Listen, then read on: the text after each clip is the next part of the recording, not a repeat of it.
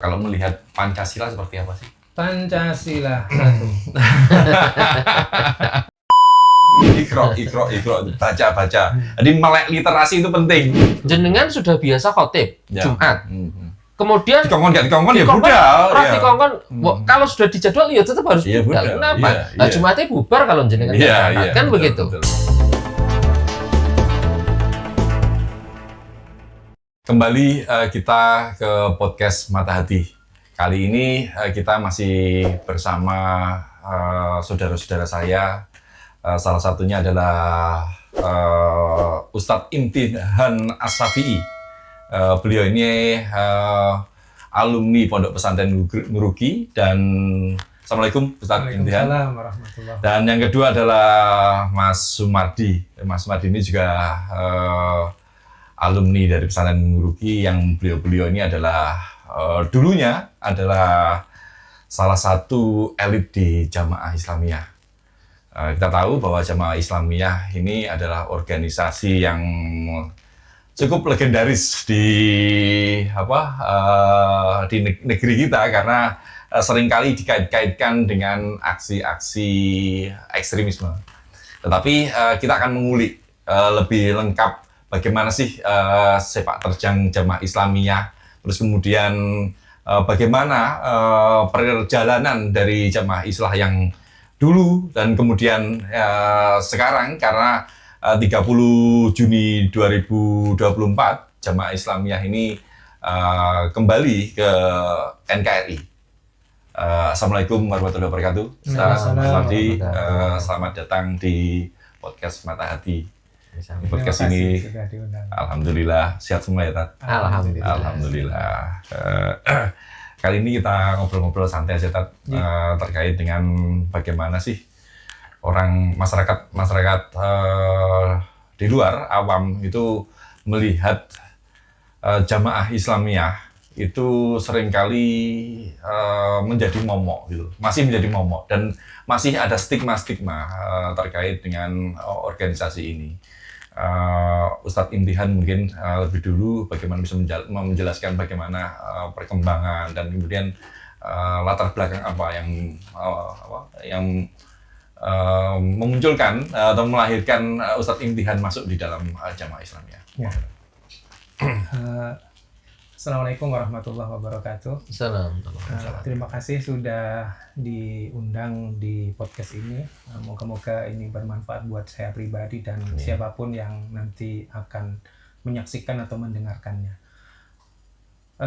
Terkait dengan Jamaah Islamiyah atau kita singkat JI, saya sendiri tertarik untuk masuk ya karena pertama tentu guru-guru kami di Nguruki menanamkan kepada kami bahwa berislam itu harus menyeluruh ya, jangan hanya mengambil bagian-bagian tertentu dari Islam ya. Sementara waktu itu memang fenomena yang terjadi di masyarakat, banyak yang mengambil Islam itu hanya sebagian.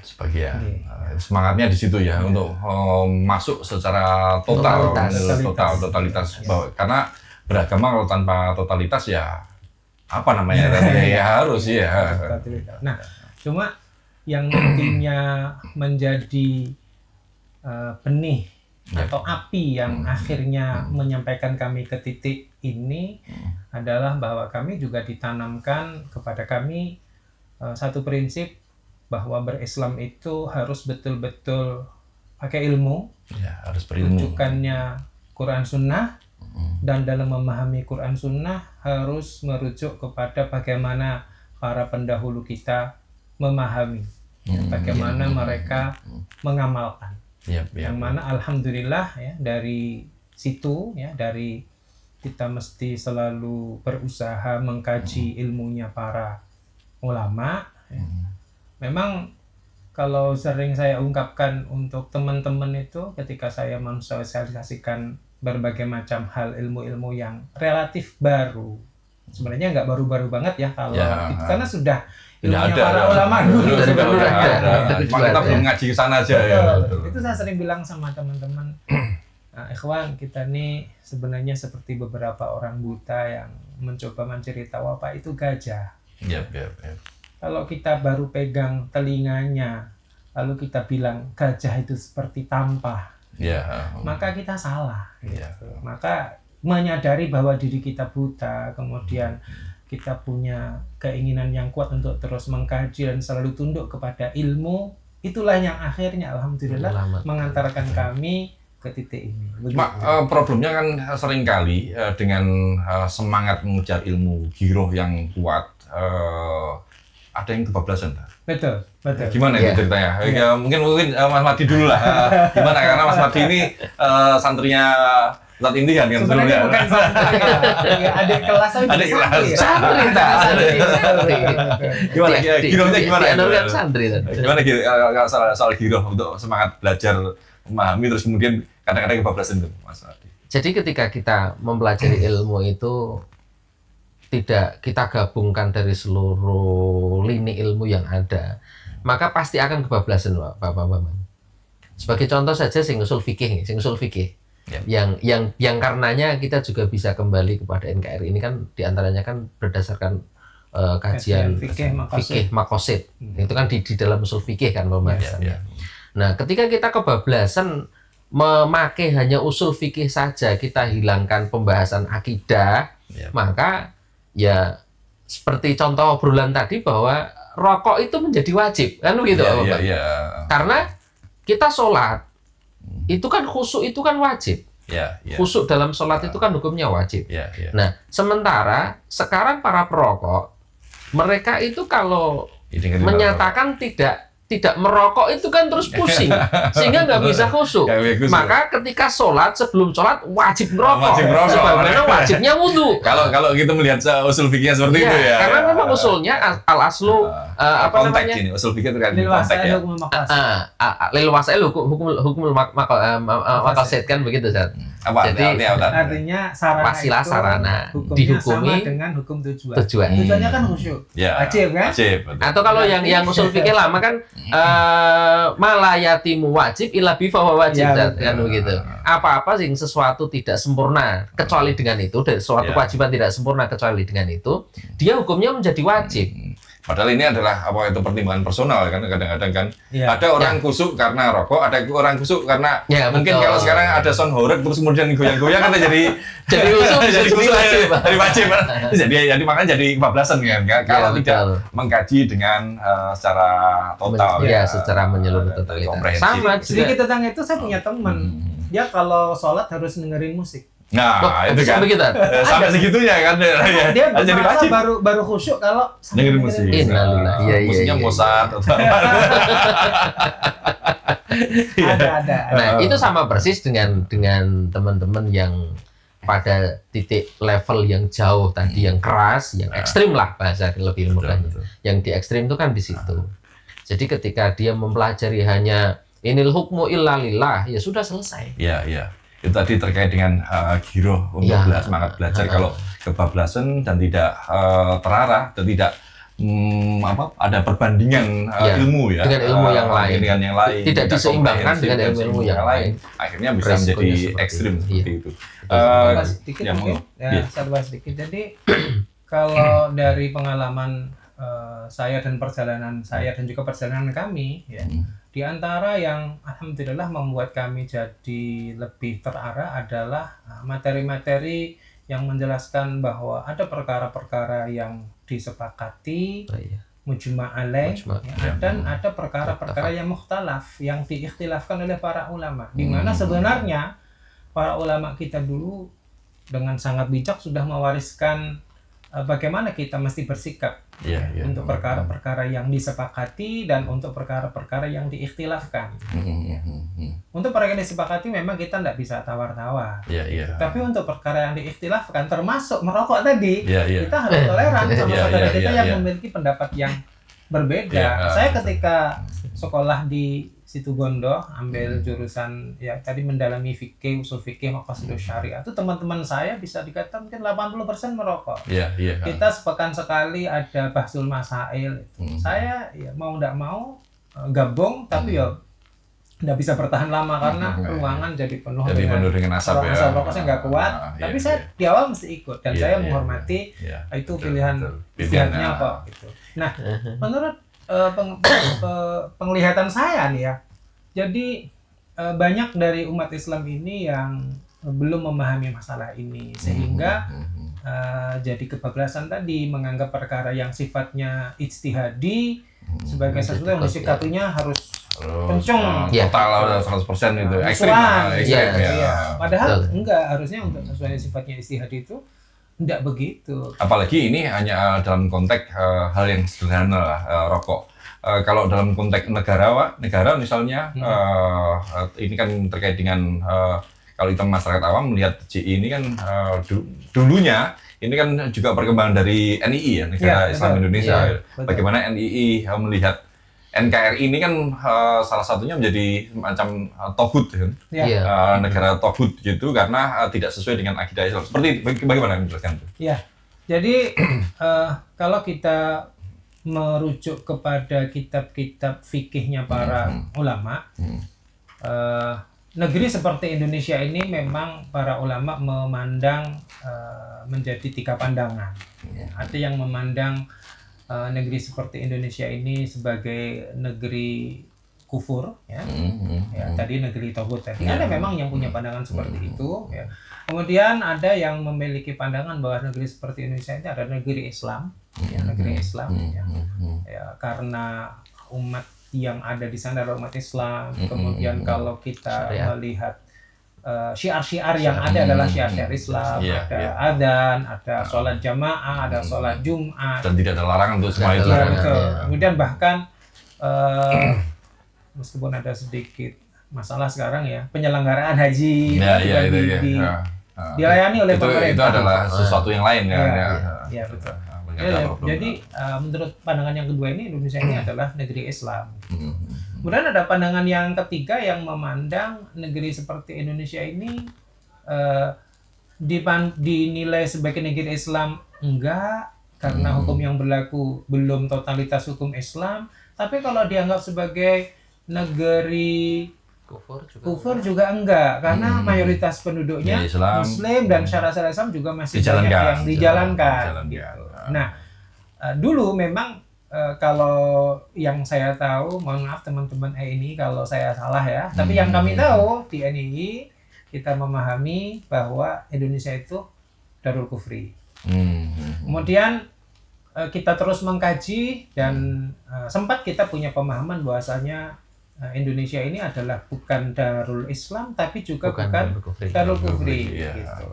Nah, kemudian ternyata setelah kita kaji memandang atau mengambil ijtihad itu mendatangkan mudarat.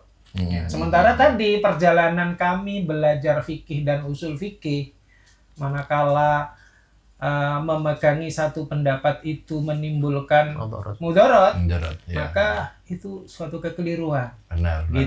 Nah, jadi kami berpindah dari satu pendapat menuju kepada pendapat yang lain. Nah, selain membaca, saya juga pernah menanyakan masalah ini kepada langsung ya, alhamdulillah waktu itu ada Profesor Dr. Laba Zuhaili datang ke Purwokerto, ke Indonesia, salah satu ke Purwokerto.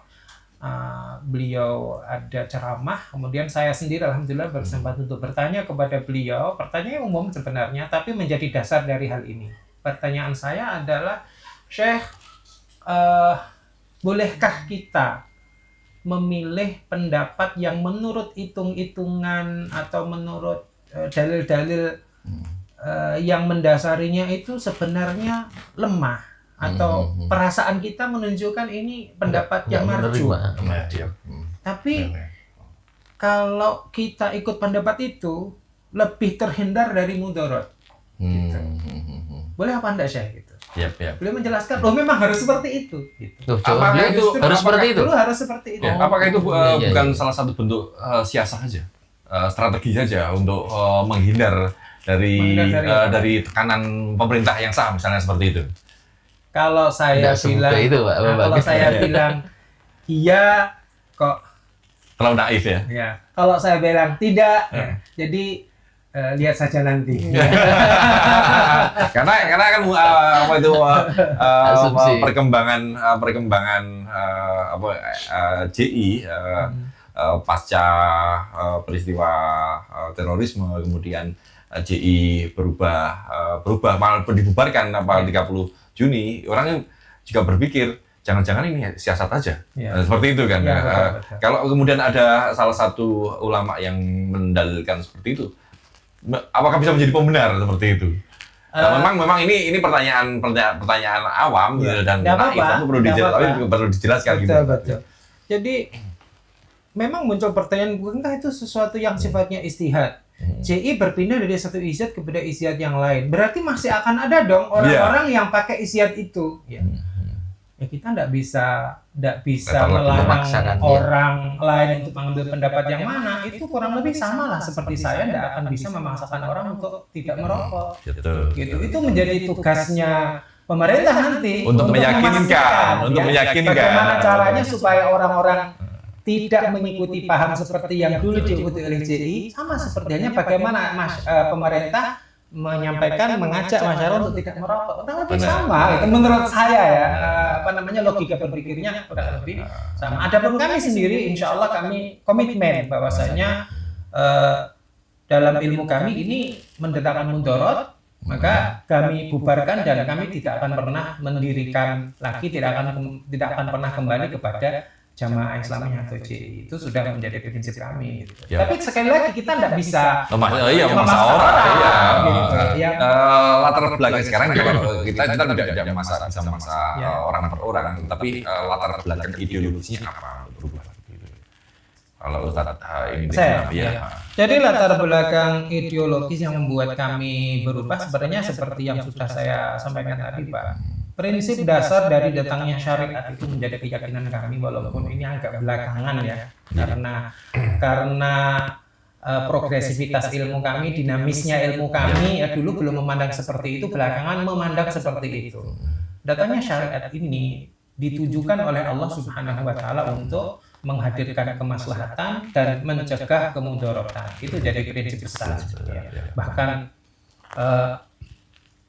orang-orang liberal saja mengatakan setuju gitu, bahwasanya Islam itu tujuannya untuk itu. Nah, dan kita baca keterangan dari para ulama bahwa suatu amal walaupun diklaim sebagai amal soleh sekalipun, kalau melaksanakannya, mempraktekkannya di alam nyata bisa membawa kemudorotan, maka itu sejatinya adalah amalan yang tertolak, amalan yang keliru gitu. Jadi ini sudah menjadi prinsip kami gitu, yang melandasi kami mengambil atau memilih sikap ini. Ya, ini yang membedakan kawan-kawan, yang membedakan cara berpikir kawan-kawan di JI, karena kawan-kawan di JI ini syarat dengan keilmuan, semuanya harus dikaji terus secara komprehensif. Makanya dinamikanya sangat cepat sekali. Gitu. Saya melihatnya seperti itu, dinamikanya sangat cepat dan perubahan-perubahannya juga semakin progresif. Kalau melihat sekarang masih banyak sempalan-sempalan dari JI, saya melihat seperti itu, yang masih terkungkung dengan ideologi yang lama. Dalam tanda kutip ideologi lama, yang dalam tanda kutip masih melihat bahwa cara-cara ekstrim itu adalah langkah yang bermanfaat, seperti itu kan. Iya.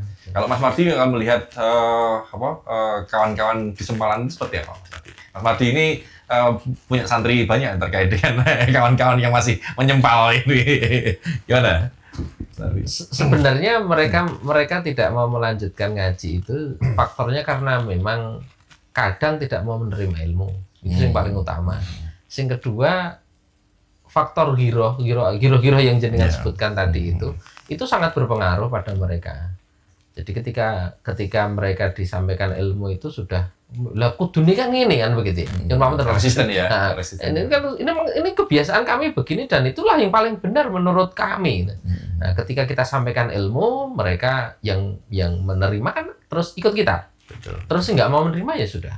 Iya. Nah, orang-orang yang seperti itu ya pendekatannya wallahu alam. Ya. Kalau saya menyitir jelas kalau dari sisi ilmu mereka sebenarnya tidak bisa membantah. Nah, ketika saya ajak ngobrol, ketika kita di majelis ilmu itu, siapa yang mau membantah, siapa yang mau monggo silakan. Nggak ada sih berani membantah. Ya, ada istilah dari filsuf Hannah Arendt terkait dengan banality of evil itu, bahwa sebenarnya mereka yang ekstrim itu bukan karena radikal, tapi karena banal gitu. Banal itu cetek, Mas. Gitu, karena dangkal gitu. Makanya ketika diajak diskusi yang lebih serius, pasti menolak seperti itu. Coba kalau diskusinya lebih dalam dengan Ustadz Imtihan, Mas Mardi itu, dan mau tidak resisten, tentu akan memunculkan pencerahan-pencerahan seperti itu kan, harapannya seperti itu. Kopi ini kurang kental, Pak. Kurang kental. Terus kopi ini kurang kental, sumbu pendek bisa meledosnya cepet. Dan dengan Pak Amunten memang yang saya temui selama ini sing susah untuk kita ajak dialog itu memang seperti itu. Iya. Tapi ketika teman-teman itu mereka memperhatikan ilmu, insya Allah kembali kok. Insya Allah kembali. Insya Allah akan kembali kepada pemahaman yang lebih baik. Tidak segampang, nggak sumbu pendek lah. Iya. Semakin dalam kajian tidak mungkin sumbu pendek. Nah itu tinggal nanti faktor pendekatan biasanya pendekatan sosial, Pak Umar. Betul. Jadi sering kita sapa, sering kita datengin, sering kita silaturahmin gitu, insya Allah tetap bisa. Insya Allah. Keyakinan saya seperti itu. Iya. Bagaimanapun juga kan dulu banyak di antara teman-teman itu kan yang pernah ngaji sama saya kan. Benar. Kalau saya melihat tadi kembali lagi Ustadz Imtihan terkait dengan cara pandang kawan-kawan terkait dengan NKRI tadi, kalau melihat Pancasila seperti apa sih? Ya, Pancasila satu. Jadi ketika saya ideologi kan, ketika saya pertama kali masuk di JI, kita memahami Pancasila sebagai satu tandingan dari hukum yang ditetapkan oleh Allah Subhanahu wa Ta'ala. Jadi, ya itu sebagai satu bentuk kekafiran. Gitu. Kita meyakini hal itu. Tapi alhamdulillah sekali lagi ini jadinya terulang-ulang ya bahwa karena kita kalau ada sesuatu yang dinyatakan oleh ulama itu agak beda, kita jadi gelisah. Ini kita mencari ya. Alhamdulillah di tahun 2016 atau 2017 saya bersama dengan tim diminta untuk mengkaji lebih serius tentang Pancasila itu gimana sebenarnya ya, apakah memang dia sesuatu yang merupakan satu bentuk kekafiran atau ada yang bertentangan dengan Islam atau malah senafas dengan Islam gitu. Nah hasil kajian kami tim ya, nggak sendirian saya, ada tim. Simpulan kami bahwasanya Pancasila senafas dengan Islam secara keseluruhannya dari seluruh sila-silanya ya. Sila pertama, kedua, ketiga, keempat dan kelima semuanya senafas dengan Islam gitu. Cuma kalimatnya memang tidak menggunakan kalimat-kalimat Al-Qur'an dan hadis gitu. Hanya saja sayang sekali waktu itu ketika kami sampaikan hasil kajian kami kepada Amir waktu itu, Pak Para dan para penasihat Amir ya. Ada Ustadz Abu Rusdan dan beberapa ustadz yang lainnya waktu itu, apa yang kami simpulkan itu ditolak ya, tidak diterima dan ya sebagai satu bentuk komitmen kami berorganisasi tentu kami tidak menyebarkan kesimpulan kami kepada yang lain. Ini serius ini. Barulah sekarang ya ketika jadi kajiannya biar tuh ada baru kita sampaikan bahwa sebenarnya kajian kita sama sebagaimana kajiannya Ustadz Adian Husaini dan juga kajian-kajian yang lain bahwa itu senafas dengan Islam. Termasuk juga kajian-kajian yang kita analisis juga adalah dari bapak-bapak di Nahdlatul Ulama. Saya sendiri kan alumni dari Nahdlatul Ulama ya. Kemudian juga dari Muhammadiyah yang sepakat bahwasanya Indonesia itu Darul Ahdi Wasyahadah atau satunya istilahnya lupa saya ya. Muhammadiyah itu bukan yang istilahnya yang coba teman-teman Nahdlatul Ulama itu saya agak lupa ya. Kalau Muhammadiyah Darul Ahdi Wasyahadah.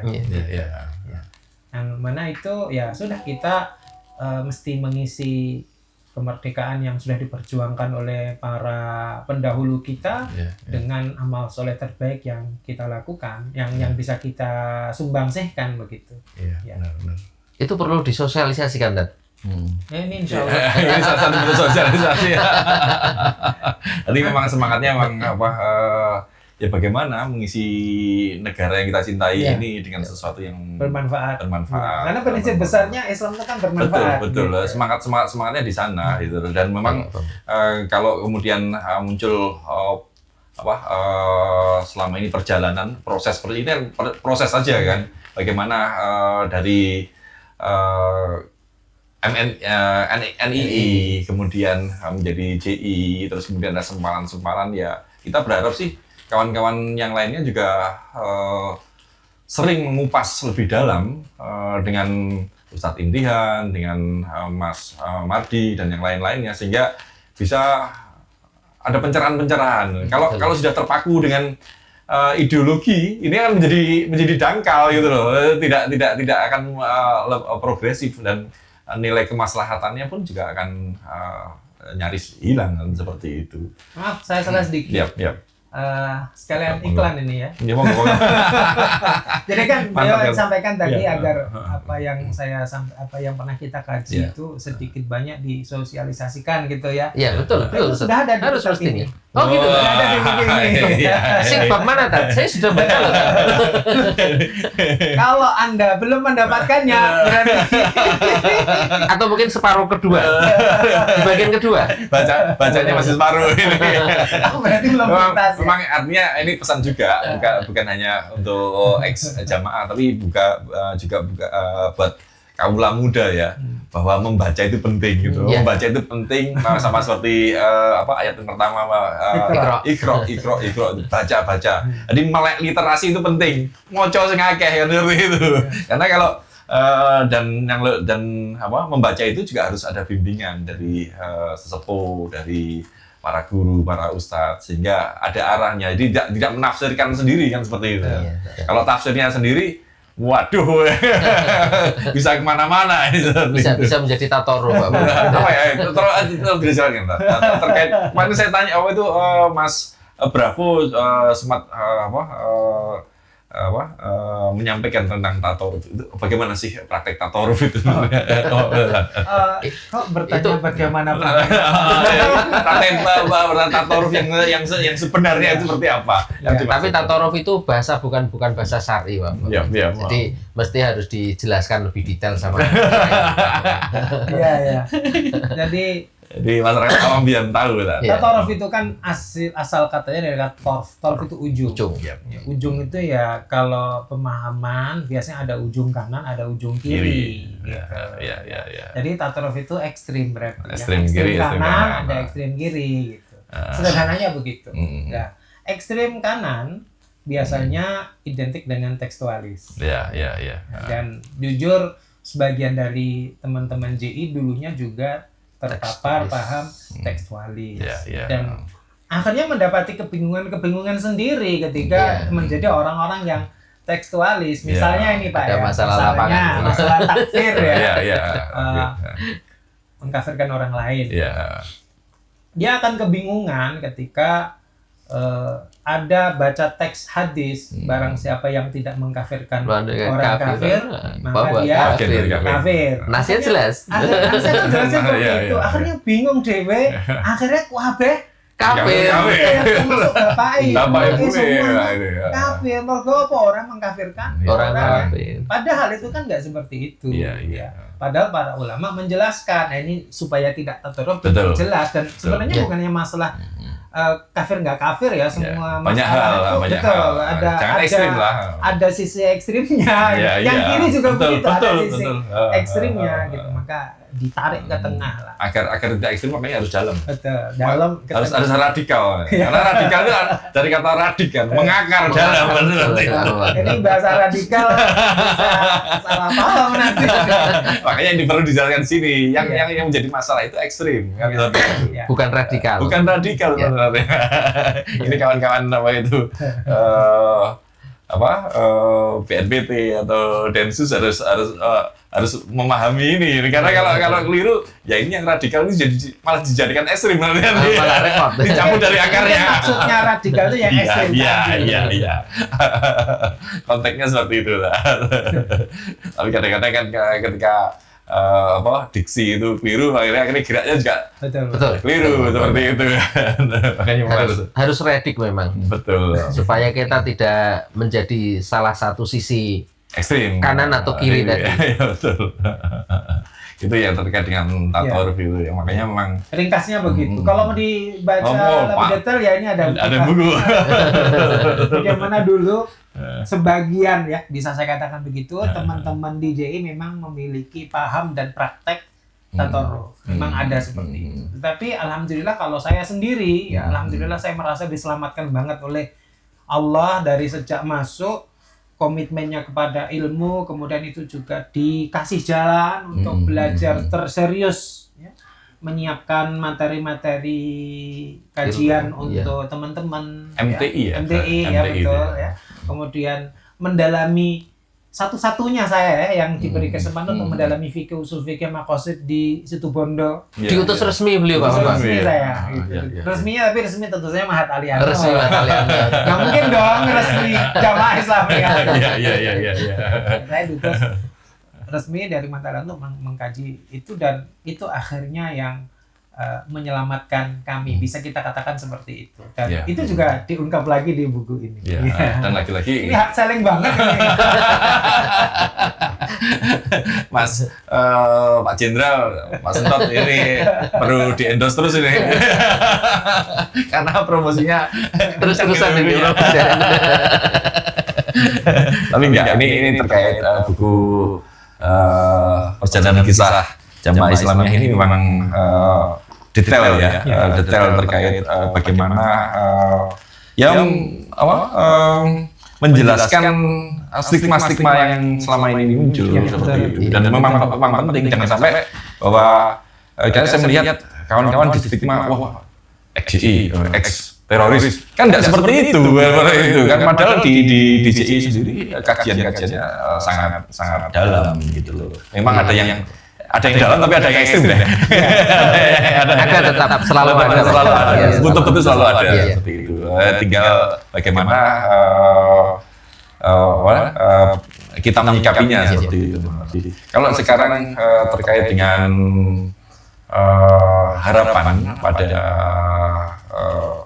kalau tadi kan yang terkait dengan cita-cita di awal itu cita-cita terkait dengan negara Islam. Kalau terkait dengan cita-cita negara Republik Indonesia seperti apa? Ya. Kalau kita kembali kepada apa yang dijelaskan oleh para ulama, lagi-lagi saya harus seperti itu ya, karena memang ya bagian saya. Memang alamnya. Ya harus lihat. Harus lebih, moga-moga ya, harus lebih berkeadilan. Iya. Saja itu ya. Dan keberpihakan kepada seluruh rakyat Indonesia, bukan hanya umat Islam, karena teladan yang diberikan oleh para pendahulu kita itu keberpihakan itu kepada kebenaran kok, bukan kepada teladan Rasulullah. Iya, maksud saya begini Pak. Jadi ada satu kisah, ini bukan kisah itu maksudnya kisah nyata ya. Jadi ketika Khalifah Ali bin Abi Thalib menjabat sebagai khalifah, itu beliau berperkara dengan seorang Yahudi. Berperkara dengan seorang Yahudi terkait dengan baju perang atau alat perang lah. Jadi sahabat Ali kan utang ke orang Yahudi itu. Ini khalifah punya utang, Pak. Punya utangnya ke orang non-Islam lagi. Ya memang kalau para khalifah dulu hidupnya bersahaja banget. Iya, iya. Itu pun nggak sampai utang ya.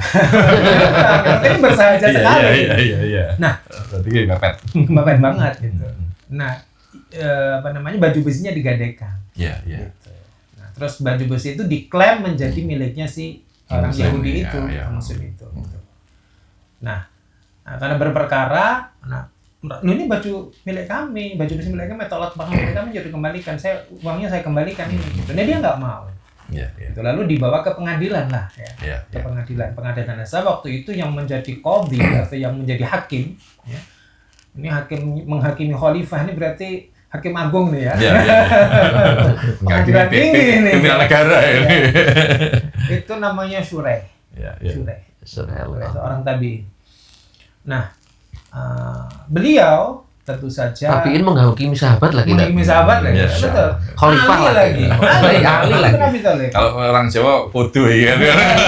Tapi kita lihat konteksnya dulu ya. Masalahnya beliau Ya, yang betul. ditunjuk oleh sahabat Ya, Ali betul. juga menjadi Di qadhi, hakim, menjalankan qadhi. perintah Ya. dengan sebaik-baiknya, Ya. gitu. Menjalankan sesuai dengan apa yang beliau ilmui. Iya. Nah, sahabat Shureh bertanya, "Hei Ali," tentu saja manggilnya bukan wahai khalifah, Ya, wahai Pak ya, Presiden, ya, bukan ya, ya, karena ya. kan sedang Dalam berperkara, berperkara, betul. ya. Gitu. "Wahai Ali, kamu punya saksi bahwasanya baju itu punyamu?" Tuh.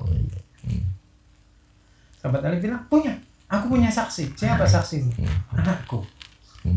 "Maaf, Bisa. menurut ilmu yang aku pegangi." Nah ini Mas, yang Ya, tadi ya. juga berkaitan dengan apa yang saya sampaikan tadi. Kadang-kadang para ulama itu kalau kita kaji dengan sesat, Ya. kita tahu bahwasanya ada masanya mereka berbeda pendapat. Dan nanti mereka meneladankan untuk kita sikap yang terbaik ketika berbeda pendapat. Artinya ketika sahabat Ali punya pandangan, ketika sahabat Ali mengatakan, "Aku punya saksi putraku," itu berarti menurut beliau Kena boleh jadi. boleh anak Boleh, itu ya. jadi Jadi saksi. Ya. Tapi Ya, menurut betul. Shureh nggak bisa. boleh. Iya.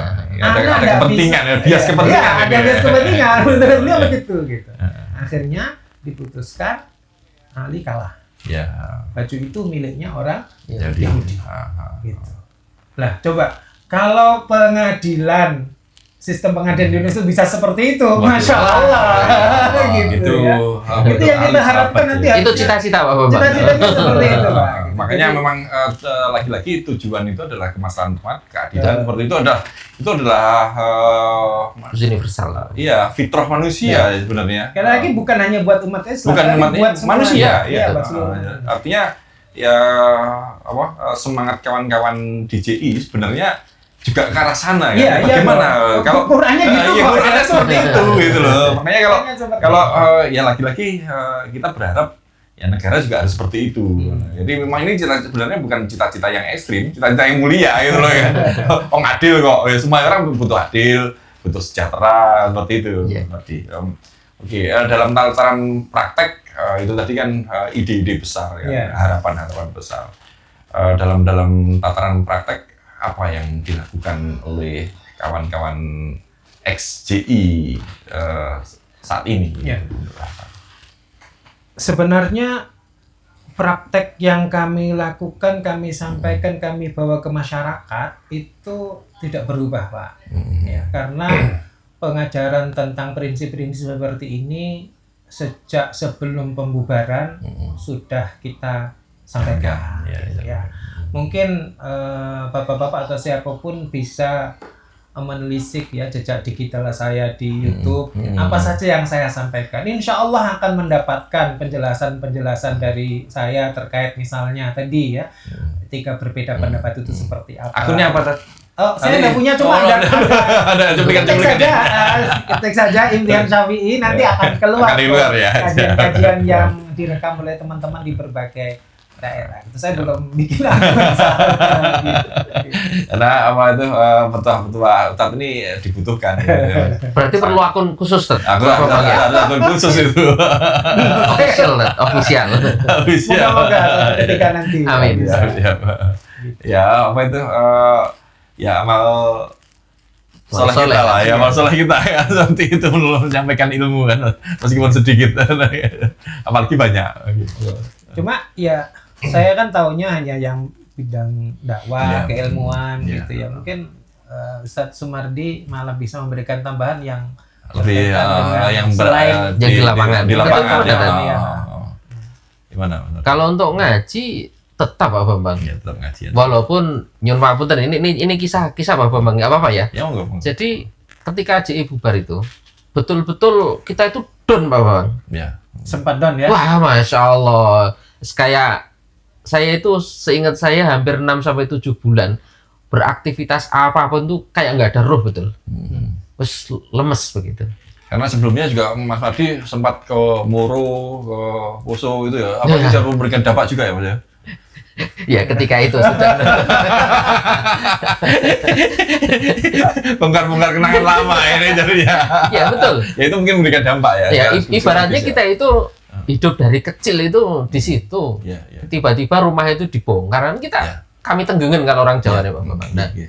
tapi kan kita sadar bahwa kepentingan kita itu kan menyampaikan ilmu. Kepentingan kita itu bukan membantu memang membina umat untuk menjadi orang yang soleh kan begitu. Ya.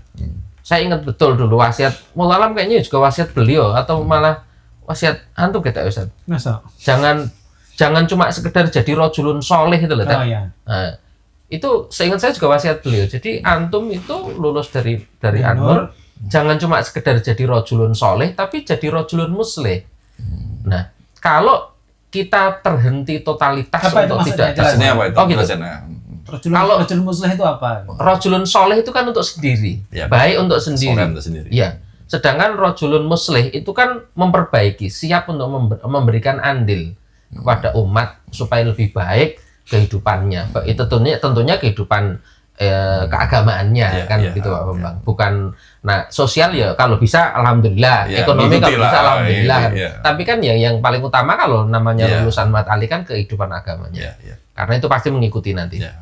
Nah, maka lama berpikir hampir yaitu sekitar 6-7 bulan itu kalau terhenti begini ngapain? Dan kita tetap harus berjalan. Ya. Ya akhirnya ya kita ngaji lagi seperti biasa dan alhamdulillah sama beliau-beliau diperbolehkan, silahkan. Ya kita jalan. Kita kembali membina teman-teman. Kalau perlu kita deketin teman-teman yang dulu sempat jauh kerasnya itu, kita deketin lagi kan begitu. Gitu Pak Bambang. Itu kalau real kita di lapangannya seperti itu. Ya, ya. Dan upaya-upaya itu harus dilakukan terus-menerus kan, karena ya tadi terkait dengan ekstrim Kalau kita tidak begitu Pak Bambang Gimana? prinsipnya, bukan urusan terus-menerus karena urusan itu, ya, tapi itu lebih kewajiban pendidikan. ilmu. Ya. Oh. Itu lebih kalau ke kita, ke saya, dan insya Allah teman-teman yang lain itu bukan karena faktor ini menarik perintah ini dari ya. negara bukan, ini faktor ilmu dan ini kewajiban Perintah itu langsung Allah. dari Allah. Iya. Kewajiban manusia yang Iya. selalu mengingatkan Kewajiban ya. muslim. Jadi Ibaratnya kayak Pak Bambang, jenengan sudah biasa khotib ya. Jumat, kemudian Dikongkon ya dikongkon, budal. dikongkon, kalau sudah dijadwal ya tetap harus Iya, budal. budal. Kenapa? Iya, Nah, iya. Jumatnya bubar kalau jenengan Iya, berangkat, iya. kan betul, begitu. betul, ya. Nah, Jadi jadi itu- ini apa mohon maaf apa yang dilakukan ini bukan hanya karena tekanan atau intimidasi dari negara Iya. ketika CI bubar, Iya. tapi memang ya ini memang kewajiban gitu Iya. untuk lebih baik kan seperti itu. Iya. Seperti itu. Ini memang bagian komitmen kita untuk beragama, untuk memahami Islam ini dengan sebaik-baiknya, Pak Bambang. Iya, Bukan cuma sekedar karena tekanan tadi. Kalau Betul. tekanan saya kira saya secara pribadi karena saya tidak, alhamdulillah tidak pernah sampai sampai sekolah ya. sekolah, gitu sekolah ya. Jadi saya yakin, kalau yakin tekanan tetap ada, Tetap Pak Bambang. ada, Nggak iya. mungkin itu. Cumaan kita kenapa kok bisa menerima? Karena kita ini kan urusan agama kita kan memang harus seperti itu. Iya, harus belajar terus. Ilmu yang disampaikan sama Ustadz Imtihan kan juga seperti itu. Betul. Dan kita harus taslim dengan ilmu. Nggak mungkin kita kok menolak ilmu. Kalau kita menolak ilmu, ya batal Islam Iya, kita. iya. Bahkan kalau kita mau kembali ke ekstrim yang dulu, kita menolak ilmu yang beliau sampaikan betul-betul itu sahih, benar. Iya. Itu malah pembatal keislaman nomor 10. Menurut saya Muhammad bin Abdul Wahab menolak ilmu itu. Iya, iya, Artinya iya. kita melawan kufur Iya, kan iya, begitu. Karena Nah, ilmu itu berkembang. satu betul. sisi tataru, Iya. satunya Iya, iya. kan gitu. Karena berkembang kan. Iya, betul. Dulu mungkin belum ada kajian, gitu. Iya. Sekarang ada kajian, gitu. Akhirnya kan ya lebih dalam seperti itu. Saya tambah sedikit, Iya, Pak. monggo. Ya ini berandai-andai ya. Gitu. Iya, iya. Bagi kami, kalau sekiranya ilmu yang kami baca, kami warisi dari para ulama itu memang menunjukkan kami harus bertahan bermusuhan dengan siapapun, Iya. kami akan pegang, Pak. Begitu ya. Iya. Iya. Dan itu prinsip apa, Pak? Oh, kita ya sudah terbukti lah, Pak. Berapa dari kita yang mendapatkan ujian-ujian sekolah dan lain sebagainya. Sampai Bahkan sudah syahadah, ada yang insya Allah. Kawanak syahadah sabu. gitu ya. Ya, cuma kan lagi-lagi Ngeri juga seperti itu ya. ya, makanya kita nggak siap, Pak, sebenarnya. Cuma kan karena kita siap juga lebih dulu kesiapan kami tentu kepada ilmu mengajarkan begini ya. Ya kita harus Ternyata siap tidak berubah. seperti itu. Iya. Ya, gitu. Kita siap berubah. Dan kalau Mbak Bambang mendapatkan materi MTI yang saya dan Siap-siap teman-teman- terpapar gitu ya. Bukan. Nanti Pak Bambang akan mendapatkan jejak-jejak bahwa Kita ke komitmen ilmu. kami kepada ilmu itu kuat. Misalnya Iya. di sana ada prinsip qabilun lil islah. Ya. Iya, betul. Kami kalau pegang sesuatu saya sudah kenceng, tapi kami juga siap kalau mendapatkan perbaikan. Iya, iya, Gitu. iya, iya. Jadi kami nggak kaku-kaku Kaku, banget. iya, gitu. iya, iya, Makanya alhamdulillah ya ketika tanggal 30 Juni para 2024 ya, tahun yang lalu lebih ya, itu sepakat untuk membubarkan jamaah ini dengan alasan ilmu ya. Kita Dengan terima, pertemuan iya. ilmu kita bisa sangat mudah menerimanya. Gitu. Ilmu tadi, Pak. Karena tadi, karena ya. prinsip ilmu itu. Gitu. Dan Iya. kita qabilul islah, siap Iya, menerima iya. perbaikan tadi. Iya, iya. Gitu. Insya Allah seperti itu. Sampai ke dalam hati. Iya. Nah, jadi bukan hanya karena tekanan dari negara atau tekanan masyarakat, tapi ini Maaf, dari Pak, bahkan pada hari itu bapak-bapak sempat kaget loh ini kok bubar sih? Bubar dewe. Kok bubar dewe gitu? Pas tanggal 30 itu kan? Iya, kan teman-teman menghubungi pihak Densus, kaget mereka, loh ini kok bubar sih gimana? Gitu, kurang lebih seperti itulah. Malah gitu tadi. Jadi pertemuan itu hanya sekedar Awalnya seremonial bukan aja ya. pembubaran, Iya. bukan pembubaran. Untuk Justru kumpul-kumpul di situ, saja. Kumpul kita itu kan di sini yang hadir kan para ustadz, Pak ya. Iya, Yang iya. bagus itu para ustadz karena memang menghadirkan para mudir, direktur pondok dan tokoh-tokoh dai Iya. yang kita miliki kumpul jadi satu. Ini tidak ada majelis yang lebih Kuat dari ini ya. kuat dari ini dari sisi ilmu ya. Dari sisi Kok ilmu. ini sepakat loh. Oh, jangan ditunda lagi. Bahaya nih kalau ditunda. Kita sepakat seperti itu. Bisa berubah bisa. Ketika kita sampaikan betul-betul kaget gitu. Iya. Silakan tanyakan sama Pak Pak Sentot ya. Pak Sunda. Salah kagetnya kok Iya, malah iya. bubar gitu. Dan kita yang di bawah itu kami tegangan itu tadi, Iya, Pak. iya. Kaget juga ya muncul. Iya. Makanya kan Ya kan kok bisa? awalnya dasarnya kan Iya. belum disampaikan. Belum Disampaikan iya, toh iya, ilmunya kan belum iya, disampaikan iya. alasan kenapa. Iya, betul. Bubarnya. Sampai saya ketemu jenengan di Madiun itu. Iya. alasan yang paling utama yang dipegang Mas Margi apa saat itu sehingga bisa menerima pembubaran itu. Sing jelas, Kalau yang dibilang tadi loh, yang jelas, nyun lamun Pak Bapak. Saya taat dengan fatwa beliau. Itu paling utama. Samina watona. Iya, betul. Kalau yang memfatwakan Islam Intihad, saya taat. Tapi pasti ada ya. Nah, kemudian baru penjelasan detailnya itu beliau sampaikan di majelis itu. Ya, di antaranya ya masalah madharat. Masalah madharat kalau seandainya kita lanjut ini madharatnya lebih besar. Iya.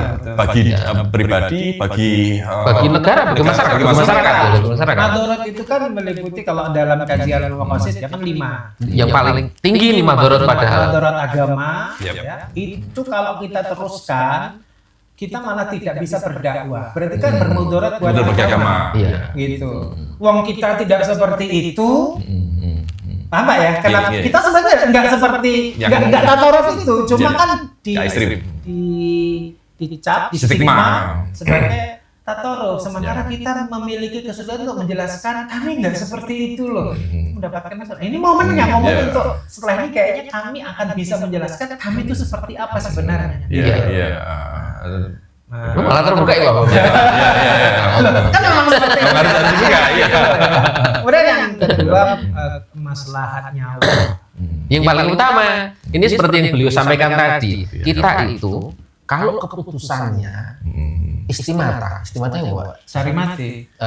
ya cari mati, berjuang sampai mati. Saya yakin teman-teman banyak yang siap.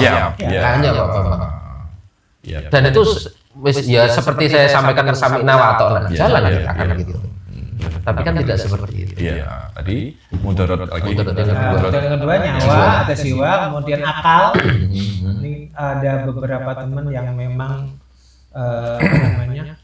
ya karena kalau kita melanjutkan kan berarti kan akan terjadi hal-hal yang buruk ini menimpa terus ya. Maka itu tidak dikehendaki secara syar'i dan itu terjadi terus kan berbahaya. Beberapa yang kami dengar teman-teman sampai terganggu akalnya. Ada. Karena perubahan yang radikal. Bukan, jadi karena menghadapi tekanan. Tapi sebelum ini menghadapi tekanan baik dari masyarakat, dari keluarganya, gitu. Ada beberapa yang terganggu jiwanya.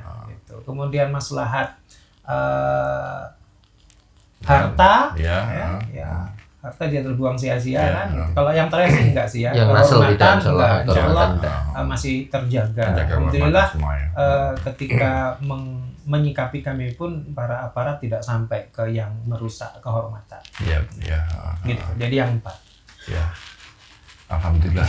Berarti memang kajian usul fikih beliau ya. Iya.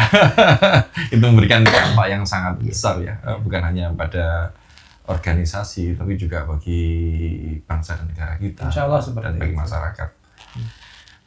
Terima kasih atas waktunya, Ustaz Mahdi. Mungkin ada satu kata atau dua kata yang bisa sampaikan ke kawan-kawan. Ya, baik. Dari saya sendiri, bismillahirrahmanirrahim, wassalatu wassalamu ala rasulillah wa ala alihi wa sahbihi wa mawala. Pertama-tama, saya sampaikan kepada seluruh masyarakat Indonesia, barangkali bagaimanapun ada mungkin yang menjadi korban dalam tanda kutip ya, teman-teman kami mohon maaf ya, Kemudian kembalinya kami ke NKRI ini, kembalinya kami kepada ilmu yang diwariskan oleh Ahlussunnah wal Jamaah ini serius ya. Harap juga disikapi dengan sikap yang serius ya, agar nanti tidak muncul hal-hal yang kontraproduktif begitu ya. Saya juga mengharapkan dari pemerintah juga bisa menyikapi kami dengan baik dan silakan. Tadi kan ada pertanyaan misalnya ini tenanan apa ora, dibuktikan saja apakah kami sungguh-sungguh atau kami cuma bersiasat dalam masalah ini. Karena kalau sekali lagi kalau kami bilang ini sungguh-sungguh ya tetap akan nunggu juga alah kamu gitu. Kalau ini saya bilang siasat ya prasangka itu selalu muncul gitu. Tapi lagi-lagi waktu yang akan membuktikan.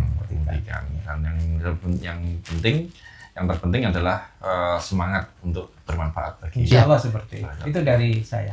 Mas Mahdi. Alhamdulillah, salatu wassalamu ala Rasulillah. Jadi yang paling utama dalam kehidupan kita, kalau untuk teman-teman yang dulu pernah bersama saya, mohon.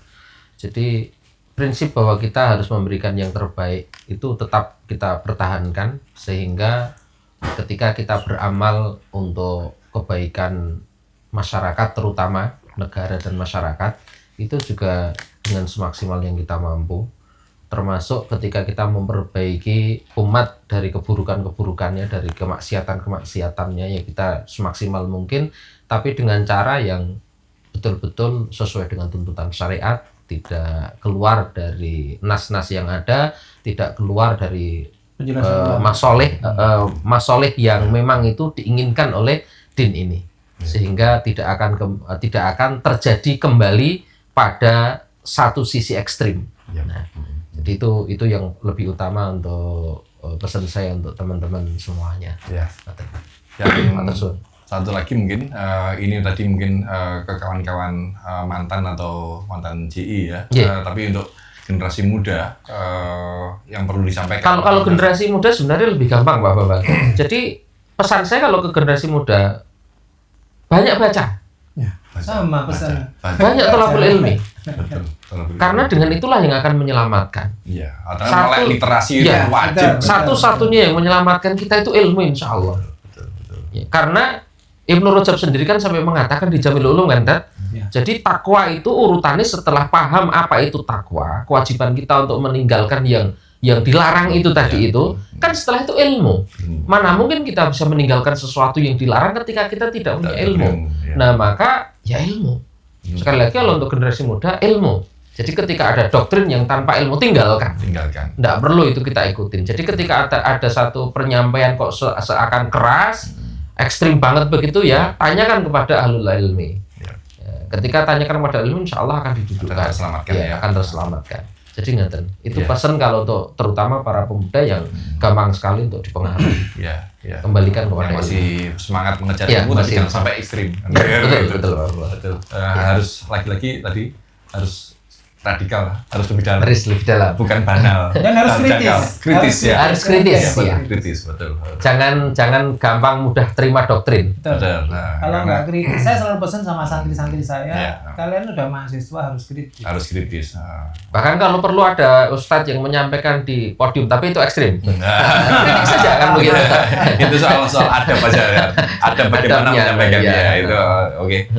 Terima kasih banyak rawuhnya Ustadz Imtihan, Ustadz Mardi dalam podcast kali ini. Kita lanjut nanti di podcast berikutnya. Jangan capek untuk kita berdiskusi, untuk memperdalam ilmu, dan semoga semuanya bermanfaat bagi kemaslahatan umat, negara dan bangsa kita. Amin. Assalamualaikum warahmatullahi wabarakatuh. Waalaikumsalam warahmatullahi wabarakatuh.